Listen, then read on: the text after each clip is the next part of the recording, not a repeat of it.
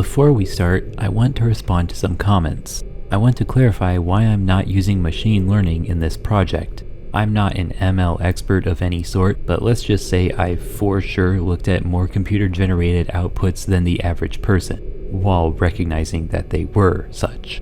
Again, I'm no expert, but based off of everything I've seen, both before and after the recent AI craze, essentially all forms of output in that department are best with things that I would describe as simple and subjective. The more complex and objective a task is, the less fit ML is for it. Running around a racetrack? Yeah, they're pretty good at that, I guess. Making a picture of an anime girl? Programming? Really bad at that. Everybody's just giving it a pass as long as the code compiles. Solving a portal test chamber? It's hard to think of a worse use case. Valve's puzzles in Portal are not that complex, but custom ones sure can be, and I intend to build up my little bot's knowledge enough to be able to take those on, so whatever approach I use needs to be able to handle those. Also, puzzles usually only have one correct answer, no subjectivity. There's only one way to pick up a cube, put it on a button, and then walk to the exit, and I, the programmer, already know it, so there just isn't any point in a training phase.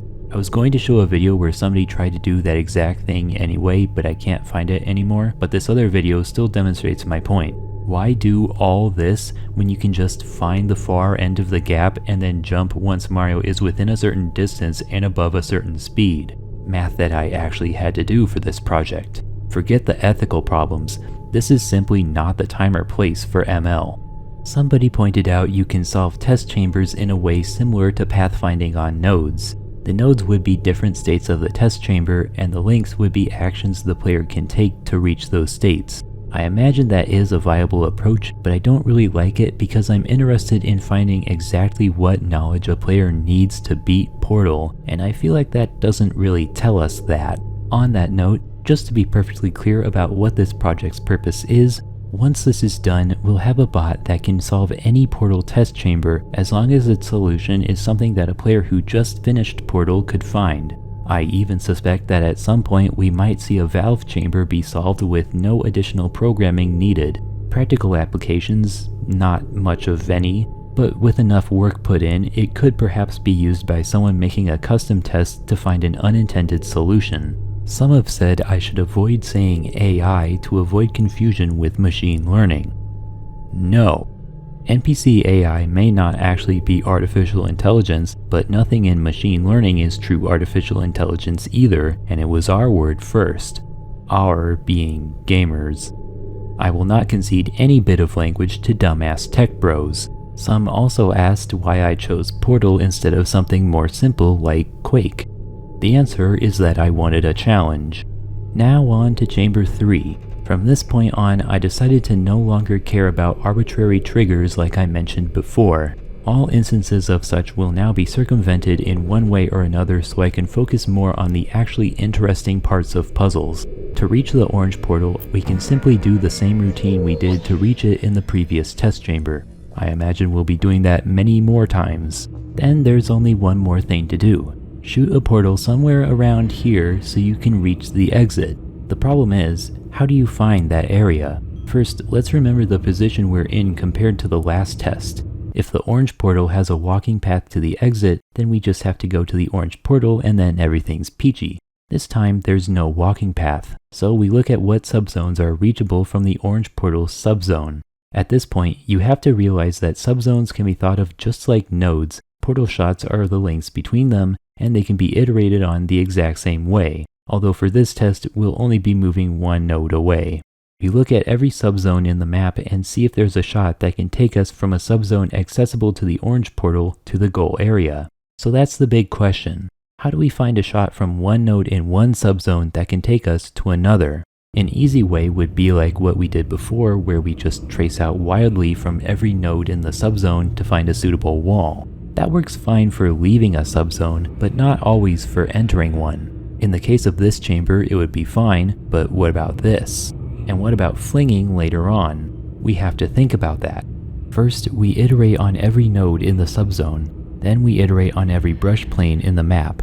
I'll explain how to get that data later. With that data, we can scan along walls to find suitable places to put portals. The way we confirm that a portal can fit somewhere is the exact same as how the portal gun does so, which is mainly to just find if a portalable surface exists on 5 spots. If a portal can fit somewhere, then we trace a line to see if we can see that spot from the node we're iterating on. If we can, then the shot is possible. This code ran so poorly that its first version would freeze up the entire game. I was trying to search for a possible infinite loop, but couldn't find one. One time I tried it, it froze, then I got up to do something else, and when I came back, the game had unfroze. There was no infinite loop, it just took about 80 seconds to execute.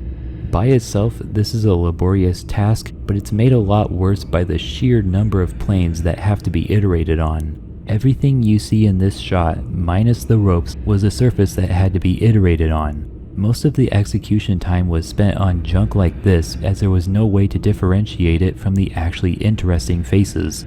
Now imagine that across an entire map. With so many planes, it becomes hard to even debug the actual reasons a portal placement might fail, and every portal placement I was trying was failing. Any debug visual you add will be replicated countless times, and Source can only render so many of those before crashing, so I had to make a greatly simplified version of the map just to properly debug. It turned out my method of acquiring plane data was in fact not very good. The original method was doing something which 2022 me thought was providing me with the direction the plane faced and a vector of one of the plane's corners. It didn't matter which corner, any corner would work. 2025 me knew that data could not actually give me such a vector. Source doesn't store the boundaries of the planes, it infers them from the intersections between planes. The vectors being produced by the code I had copied from somewhere else in the SDK would be coplanar to their given plane, but they would not necessarily be in the bounds of the plane segment. This was why I was going nowhere when I originally gave up. The only way to get a better vector with that data would be to completely recreate the way Source parses the data. For multiple reasons, Hell no! The only other way I can think of to get plane data that sounds even a little reasonable, and I say this with a big frowny face, is to place entities to directly encode the data I want. After making that work, which was actually really easy, and fixing a bunch of very questionable programming choices, it now completes very quickly, at least for now. We'll see if that performance holds up. Test Chamber 4 is just combining all of the player's knowledge up until that point into a single test, so we can solve it right now perfectly fine, aside from a few minor bumps, mainly being that we don't know how to carry a cube through a portal that's on the ground very well, for which I again tell it to look away from the portal, just that that direction is now up. I noticed some rare cases where the cube wouldn't end up quite right on a button and it would fall off, so I made the bot able to recognize when the door to the exit did not actually open or stay open, so we can go back and fix the problem. Teach that to your dumb imitation brain. To justify this video's existence a bit more, I want to give a little insight into how I approach each test, with the next one serving as a case study. I break up everything into small tasks and start with commanding the bot to solve the smallest portion of the test there can be left unsolved, which is to simply move to the elevator. If you don't know how to reach the elevator, then no earlier state of completion will be solvable either, and you'll just waste a bunch of time debugging code that isn't actually bugged. Then we add on a bit more, in this case this portal shot, then going into that room after opening the door. This is significant because that room has another one of those naughty curiosity triggers to move the orange portal into the new position. The NPC did not know how to deal with that. I chose to simply move the logic of that trigger to happen at the same time as the test being properly solved by having both cubes on the buttons. This effectively erases the significance of that state, and I am totally fine with that because the only reason this room exists is to 1. Look cool, and 2. Keep you busy while dialogue plays. Then we add on one box to be placed. We have a problem here because the orange portal has not moved yet, so we don't see a path forward. This is sort of a different kind of obstacle from doors. In fact, after editing the logic how I did, the door is actually completely unnecessary. The obstacle solving code had always been designed with the idea of handling multiple types of obstacles, but now that it's actually come into play, I gave it a bit of a behind-the-scenes upgrade so that every kind of solution for opening a door can also apply to moving an orange portal, and I don't have to copy and paste a bunch of code. The difference between the buttons in this chamber and any other test is that instead of opening the door, they add 1 to a counter entity that opens the door when it hits 2. Source's scripting system is modular enough that I can adapt to that without too much pain. I can imagine a million other configurations that could exist, requiring me to make some sort of logic pathfinder, but I've already resigned to moving logic around to make things easier for myself, so that won't be necessary. Well, after all that, it's still not working how we want because it tries to put both cubes on the same button. This actually does work because of the somewhat faulty way that I changed the logic, but let's not dwell on my flaws. We can quite simply read the state of the button trigger to find if something is touching it already and then avoid that button. Now, as we were doing before that entire headache, we add on a little more to do. We try having both cubes off the buttons. This time it would put one cube down fine, but then try to take that same cube to the other button. To avoid cubes that are already being used by buttons, we can trace down to see if it's on top of a prop with a certain model. If it is, then it must be in use. It turns out that a cube can actually be quite far off a button and still trigger it, so sometimes this check will give us an incorrect answer, but I think it should be harmless. Okay, now let's try getting one cube from its original position. You wouldn't think it, but that sent me on a very long journey of refactoring.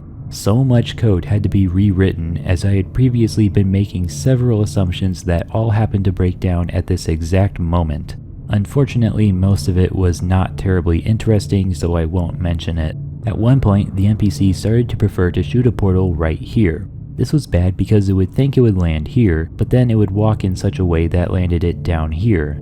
To correct this, I had to trace down from the top and bottom side and ensure both of the nodes closest to the landing points are in the same subzone. This also requires us to be aware of how the portal will be oriented, not just where its origin is, because this is probably fine, but not this. Now let's try getting the other cube. The NPC liked to land on top of the box, which you'll recall means it can't be picked up, so I finally told it that it can jump to pick up a cube. And then at a later point I changed up the nodes a bit and it stopped landing on top of it, so you can't actually see that. And finally, let's take it from the top.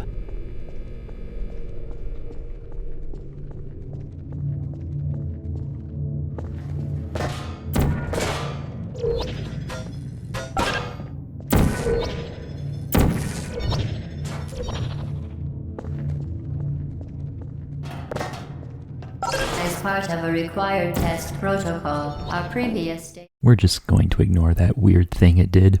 And to finish off every test chamber, I go back and verify that all of the previous ones can still be solved. In this case, there were only a few minor hiccups. Well, that was the thing. Join us next time for this chamber.